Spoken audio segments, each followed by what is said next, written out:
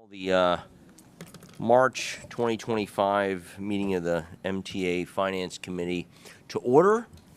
Thank you for being here. It is not as late in the day as it used to be, but it certainly is last. That was a humor line. No one laughed, but okay. Anyway, David, the public speakers, please. Thank you. We have 5 public speakers today. The first one remote is Maddie Bucky's Highland. Just as a reminder, we limit everybody to 2 minutes. There'll be a beep with 30 seconds remaining. Maddie, you're first. Thanks, David, and good afternoon, everybody. My name is Maddie Bucky's Highland, and I'm an advocate for people with disabilities. I'm going to take you all on a trip back to 2005 today in relation to this project because I saw some stuff MTA PCAC that they may want to increase the MTA sales tax on it, which we pay 3/8 of 1% here. The last time that was achieved was in 2005 under then the governor of George Pataki, the commissioner of taxation and finance for the state, Andrew Cinnamon Aristoff, who is related to the Prince Simon's Cinnamon Aristoff of Georgia, and under the MTA chairman Peter Clarkow and its executive director Catherine M. Katie Lapp. If these increases come to fruition, these might be a good idea. We can't afford to pay any more in taxes. I can't to raise the sales tax or anything. Well, I do agree that congestion pricing is necessary, as Chair Zuckerman put it. We need to have some funding for our capital. I really hope that the leaders in Albany will realize that we need funding for capital because, in my view, the future does ride with us, not with me, but with all of us. Thank you. God bless you, and have a great day. David, over to you. Thank you. Our next speaker is Jason Anthony, who'll be followed by Christopher Greif. Good afternoon. Jason Anthony, the transit guru. It is good to see $100 million received from congestion pricing within the last 2 months. But we love to see more. But this past weekend, we had a person from the federal government to go to the Garden State and did a very sarcastic move that I will say, and I quote, "Fix the system within hours." But nobody in the Empire State hasn't said anything. But in fact, the transit guru will keep speaking regarding the Empire State because the Empire State will not accept those quotes because the MTA does its job and has leaders like Kevin Williams and Jay Patel that secures the funds that the MTA keeps it moving because we don't accept the rhetoric language that that person did in the so-called Garden State. So good job, Jay. Good job, Kevin. And let's let the Empire State keep moving. And I'll see you guys on Wednesday morning. Thank you. Our next speaker is Christopher Greif, who'll be followed by Lisa Daglian.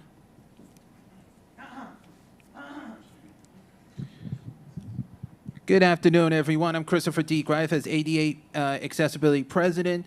As my colleague had said, is correct, and I agree with him. But at the same time, also, that our finance is doing well, congestion pricing is going well, but accessibility now going in to get more stuff in there.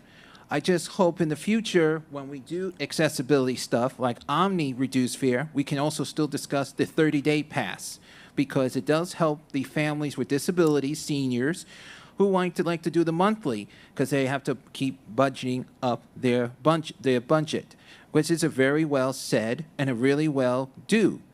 And I will say this, that some people might disagree, some people might agree, but the main thing is everyone's got to realize that accessibility is part of us. And a lot of us who uses the trains and buses need to make sure that ramps, elevators, any signages that are ADA accessible Braille needs to be fully updated. And I agree with my other colleagues because we need to move forward, not backwards. And where I'm hearing is a lot of saying, oh, they're stealing the money. That's not here. I don't see that. And what I see is I don't see officials attending, or they're watching. I hope they are. But the finance is there for a reason. There are committees for this, and we need to continue advocating for the future of accessibility, including the railroads and Metro North as well. Thank you. Thank you. Our next speaker is Lisa Daglian, who will be followed by Alita Dupree. Hi, good afternoon. I'm Lisa Daglian, the Executive Director of the Permanent Citizens Advisory Committee to the MTA PCAC. There's some positive news to usher in spring. Operating and passenger revenues up, ridership's up, tax receipts are higher than expected, congestion pricing revenue is strong, other toll revenue is down, and that's good because traffic is down. Fare collection's up on subways in the Long Island Railroad thanks to efforts to reduce fare evasion. Of course, there's still work to do, but it's moving in the right direction. Some numbers are less rosy, including cost overruns that might be mitigated by hiring, especially at transit. Passenger revenue is still lower than pre-pandemic levels. There is some interesting information in the 24 procurement report. The MTA spends money not just in the city, region, or the state, but across the United States, which tracks with reInvent Albany's analysis of the economic benefits of the MTA, which brings us to the capital plan and its criticality to riders and the region. On Friday, we stood with Governor Hochul and our colleagues in advocacy, including new friends from San Francisco, in support of congestion pricing. The cameras are staying on. Traffic is down and business is up. Funding for projects like 2nd Avenue subway extension is flowing and contracts are being let. We'll keep our support strong and voices loud as we continue to see the benefits being reaped. Now, fully funding the 25 to 29 plan is essential to keeping the MTA's finances and infrastructure in a state of good repair. As our elected leaders in Albany tussle with how to fill the giant hole in the plan, we offer 24 suggestions in our report. Take your pick. An obvious threat comes from Washington. Secretary Duffy, come, ride the trains and buses and experience what we do every day, a system that's safe and reliable, that continues to need steady funding and support. Pulling the rug out will do more harm than good.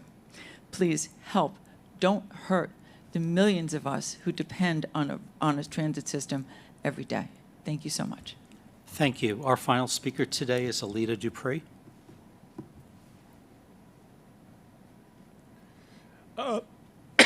Excuse me. Thank you. Good afternoon, Chair Neal and members.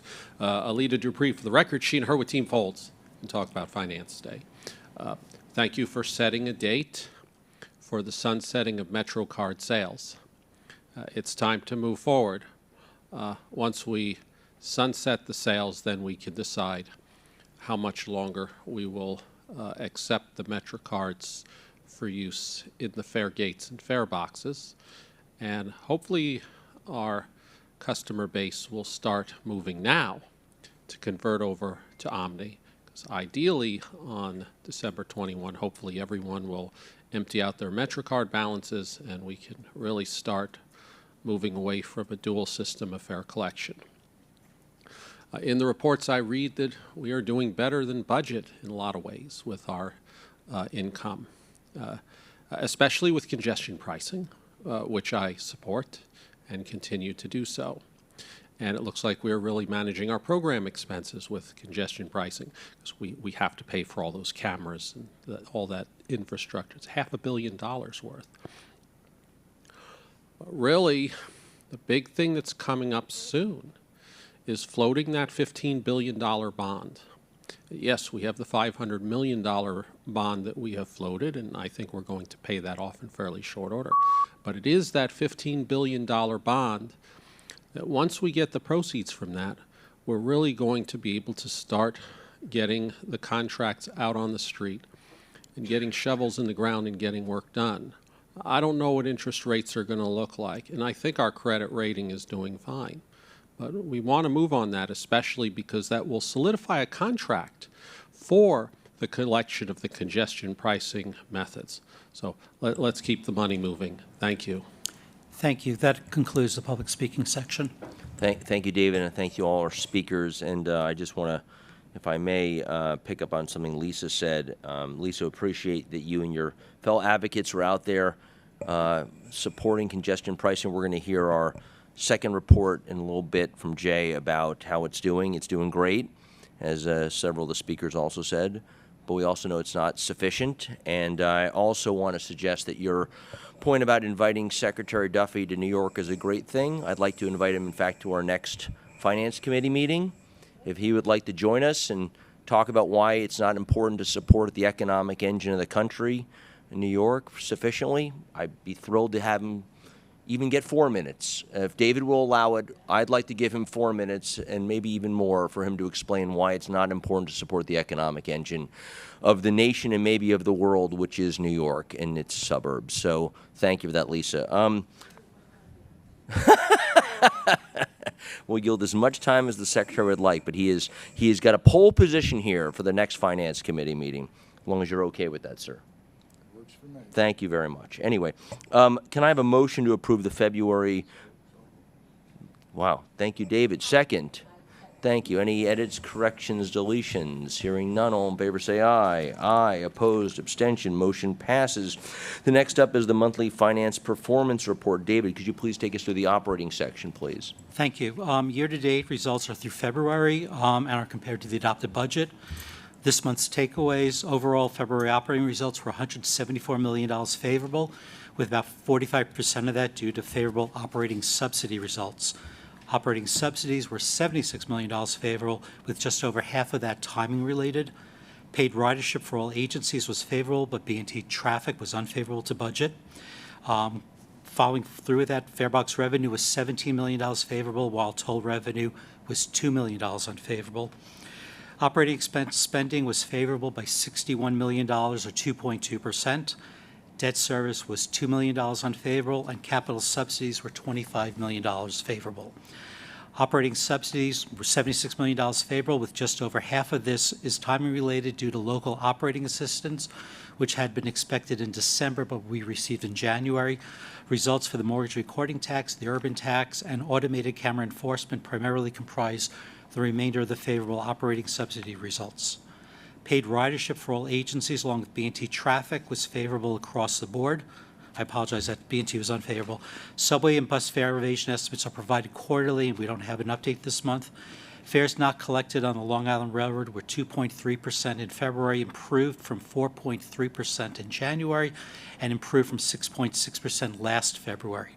Fares not collected on Metro North was 2.2%, improved from 3.4% last month, and 2.9% last February. Farebox revenue was $17 million favorable, while toll revenue was $2 million unfavorable. Subway farebox revenue was $9 million favorable, while combined bus, New York City Transit MTA bus, was unfavorable by $2 million due to lower average fare per passenger. Long Island Railroad was $7 million favorable, and Metro North was $2 million favorable. Labor expenses were $7 million unfavorable. Outside of timing-related impacts, payroll is favorable by $29 million, while overtime was unfavorable by $45 million, primarily due to vacancies, but also reflecting necessary response to weather-related conditions in February. Non-labor expenses were $56 million favorable. Paratransit service contracts were unfavorable by $18 million due to higher trip volume. Electric and fuel costs were combined $3 million favorable due to lower usage, and variances for other categories are mostly timing related. And there's more information in the financial performance report. Questions for David on the operating budget?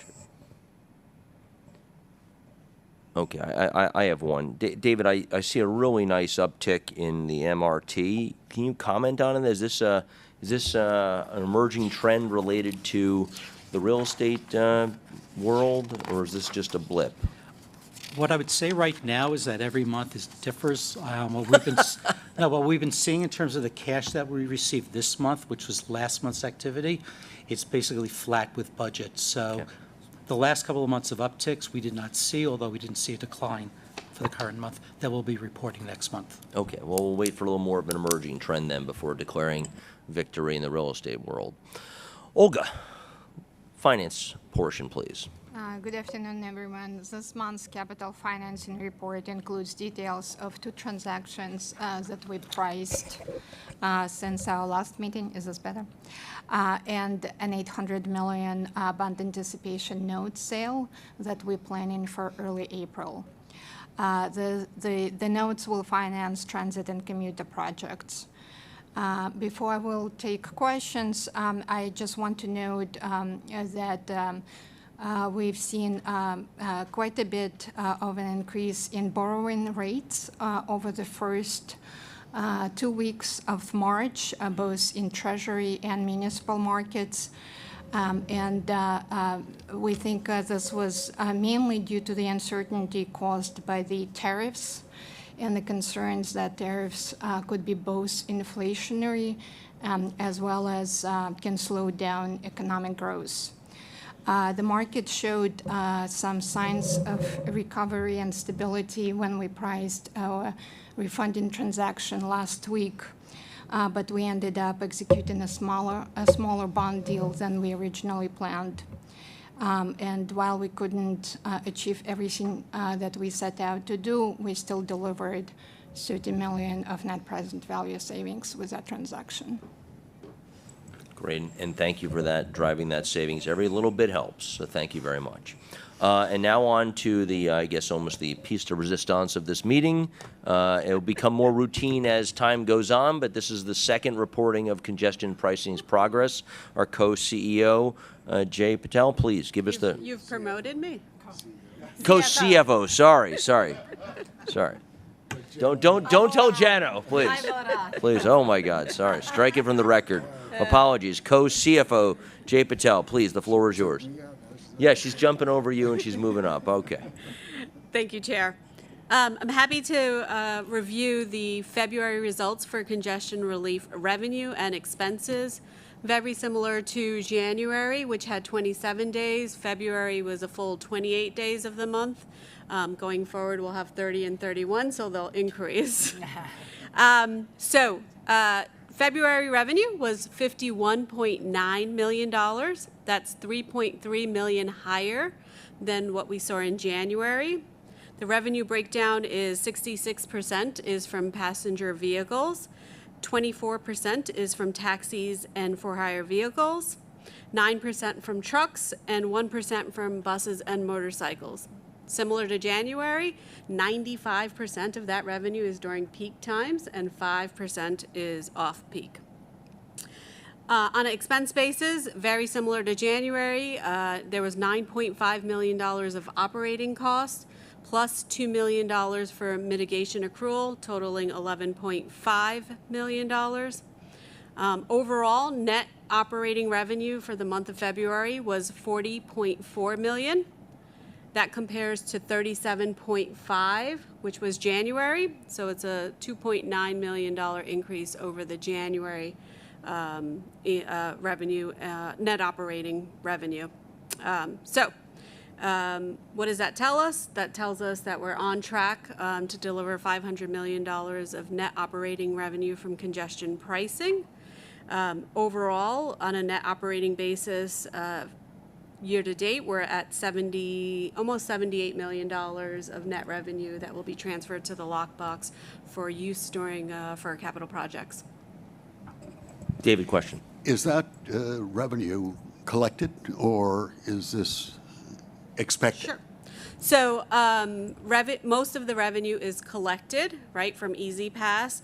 Tolls by mail is a smaller percentage of the total revenue, which will come in as we bill our customers at the end of the month, which the bills for February are going out now, and then we get collection between 30 and 60 days after. So it's not reflected in the numbers you just presented? It is reflected. We Okay. accrue based on expectations of collections. So there is a little bit of fluctuation, but we've assumed a collection rate similar to our normal bridges and tunnels, Easy Pass, and tolls by mail rate. And then on the for-hire vehicles and taxis, they have a little bit of a delay, which is a 30-day delay for payment receipt based on the close of the month. Other questions? Well, look, Jay, thank you for that short but very poignant report. We have created a novel new revenue stream that is 100% dedicated to the capital improvements necessary for this region, and bit by bit, we are meeting our commitments. In the previous committee, which I was not able to join, they unfurled this beautiful chart. I don't know if everyone saw this. This is what we're paying for. This is what all those drivers are helping to fund. And it's a really important component, but not the only component of what we're going to need to fund this capital plan. But thank you for doing that, Jay, and thank you for the work that this board and the advocates have made to make congestion pricing a reality. Okay, moving on. Jay, we've covered that. David, action item, please. The item requests the MTA Board's authorization to file with the State of New York the annual MTA All-Agency Procurement Report for 2024 as required under Section 2879 of the Public Authorities Law. The report provides information on contracts which were awarded, active, and/or received payments in 2024 by agency. Jim McBride from MTA Procurement is here if there are any questions. Okay, any questions for Mr. McBride on submitting this report to the state? May I have a motion to thank you, David. Second. Ada. Thank you. No, sorry. Either you're gonna first it or you're gonna second it. That's it. Sorry. Unless we change state law, Norman can't do it. So, all right. We have a first and a second. All in favor, say aye. Aye. Opposed. Abstention. Motion passes. James, please go ahead and press send on the report. Let's go to information items. Back to you, David. The MTA Prompt Payment Annual Report for 2024 is presented to the Board to comply with the New York State prompt payment legislation, which requires the MTA to issue an annual report within 90 days after each fiscal year ends, and to file that report with the State Controller, the State Director of the Budget, and the chairs of the Senate Finance and Assembly Ways and Means Committees. Interest payments amounting to $226,541.16 has or will be made for the January to December 2024 period. A copy of the report to be filed is included in the Committee of Materials, and Roy Gray Stewart, Deputy Chief of Financial Operations, is available via Zoom if there are any questions. All right, thank you, David. Lizette, information items for transit, please. There are two information items for New York City Transit as follows. The first is a request that the board approve the award of a competitive RFP to E-Tech Simulation Corp. For the purchase, installation, and maintenance of 4 bus operator simulator systems for a term of 6 years plus 2 two-year options for continued maintenance.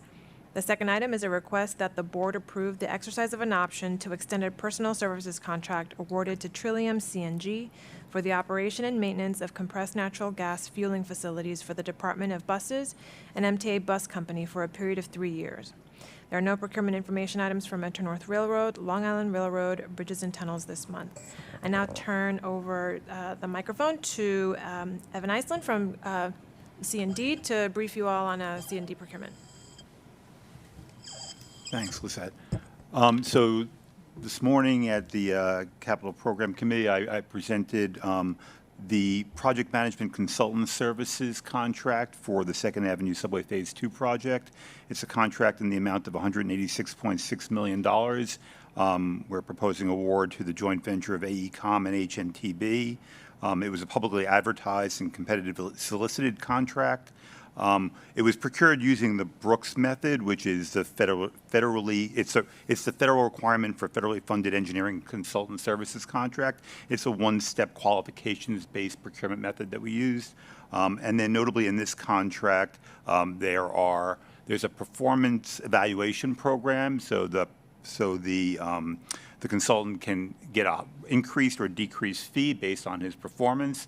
And then there's also incentives and disincentives tied to key milestones so that this consultant will see incentive payments if he can bring in the various milestones early, including revenue service, or liquidated damages if he fails to meet those dates.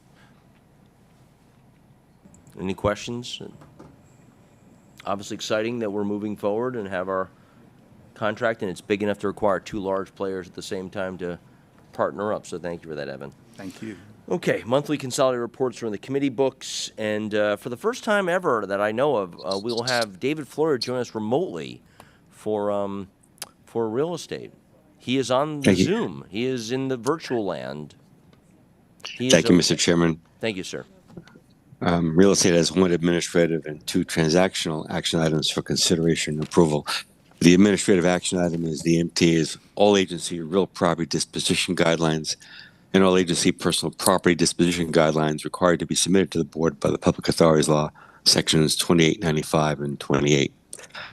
The second item is transactional. It's for MTA New York City Transit, and it's a lease with Raina 2 LLC for parking and material storage in support of the Transit Central Electronic Shop in Queens.